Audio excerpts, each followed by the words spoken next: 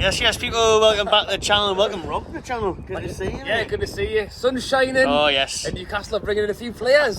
Does life get any better than this? Does life get any better than this? Newcastle are about to splash the cash on €70 million signing Tonali. So we'll talk about that. We're going to talk about the new Saudi kit that's apparently leaked as well today on Twitter. But I'll tell you what, just taking that view, people, look at that. It's Millennium not bad, Bridge is in the it? background, sun shining. It could thunderstorm any minute, Rob, so be prepared to dash in. Any brodies anywhere? No. Great. But anyways, we'll get straight into the video then, because we did one this morning. I did one fresh and early, like 8:30 this morning, about the Tonali links. It came out of nowhere. The Athletic last night saying that we were bidding £50 million for Tonali, and in less than a day, less than 24 hours, pretty much about 12 to 16 hours, 70 million done on the table, 99% done, according to various outlets. So David Ornstein, the head of the Athletic, very reliable source, he is saying that the deal is pretty much done. 70 million euros has been accepted. Tonali's agents flew into London today. They were talking, there was pictures released to them. 70 million done. Personal agreements aren't going to be an issue whatsoever. Contract talks are going well. He will be one of our biggest earners. He's doubling his wage, 75 to 150 grand. It's not too bad, is it? Come over. Not too bad. Premier League side, double your wages. You get this sunshine, eh? Milan, you're having a laugh. Look at Newcastle, look at Geesey. Absolutely. Once he sees this, he'll be like, oh, sign me up. But it's 70 million euros. It's going to be 150 grand a week for him. So that's around about 60 million British pounds. So he's probably going to be level with Isaac just about as our record signing. So there's the logistics, the facts for you, Rob. Just give me your thoughts on it. I'm happy, mate. I'm happy. He's a good player. He's someone that I think a lot of teams have been looking at. You know, born and bred Milan fan. I don't think many people thought he would go, to be honest. And you know, never mind Newcastle taking a young upcoming player, but from away from his home team and all that as well. So it shows the project we've got. It shows the influence we're trying to get these players in. And that's the thing, isn't it? It's still early in the window. There's been a bit of talk on a few different players, a few names that have been popping up that we've heard previously, and I just think it's really good that we're out early in this window and we're trying to make things happen. It's not the same as, and I've used Gordon as an example a few times in my videos, January window, pretty much from the first day of January, we wanted Gordon. We got him on deadline day, and I just think we've, for the ownership, Dan Ashworth, Eddie Howe, you know, it's still learning, you know, that they're all coming together for the first time. Darren Eales, that's fair enough, they've all established in their own right, but let's get it all going together. And it's taken a bit of time to get things working, but I think what they've learned from that January window is we can't sit and wait. We can't just keep waiting on these players. And if Madison and Leicester want to have a think about the price, and is it 5 million here or 5 million there, you know what it is? Screw it. We're going to go over to Italy and smash 70 million euros on what is a very talented guy. Sandro Tonali, just 23 years old, Italy international. He will be playing in the under-21s this summer.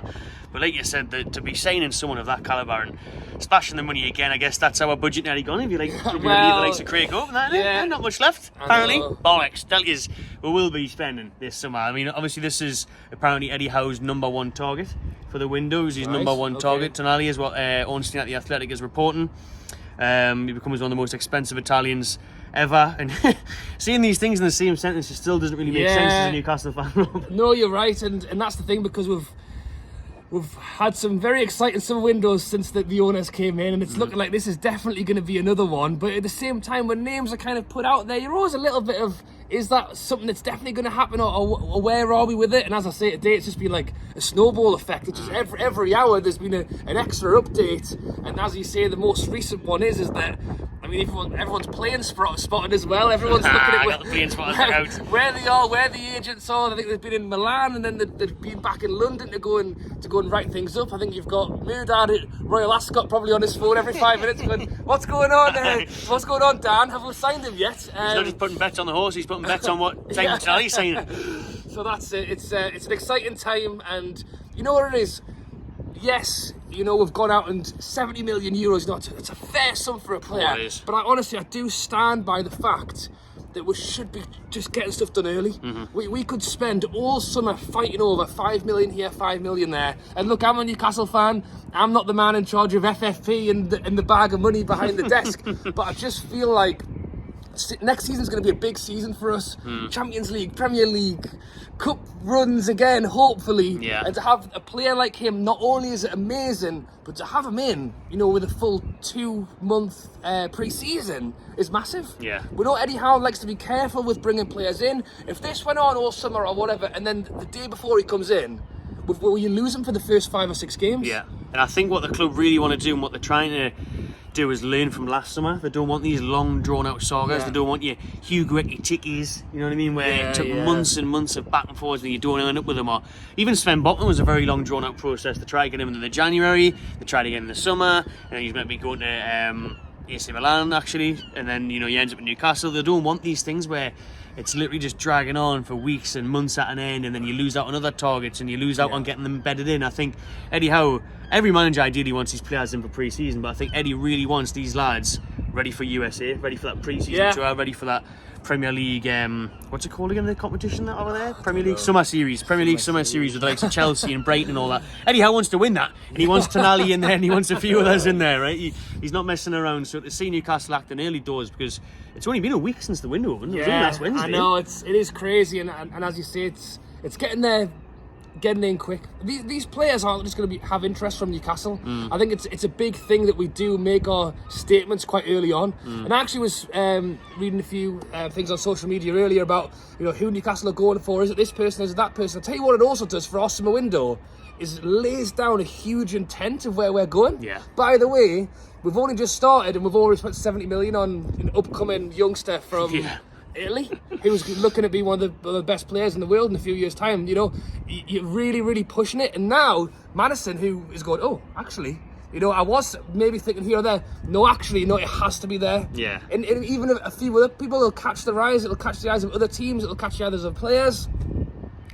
Good all round. It's amazing all round. It is amazing. We'll bring you more on the Tonali stuff as it comes in. We'll be doing a video on Rob's channel as well, so check out that on Rubenstein. Before we wrap things up here though, a minute or two left, people.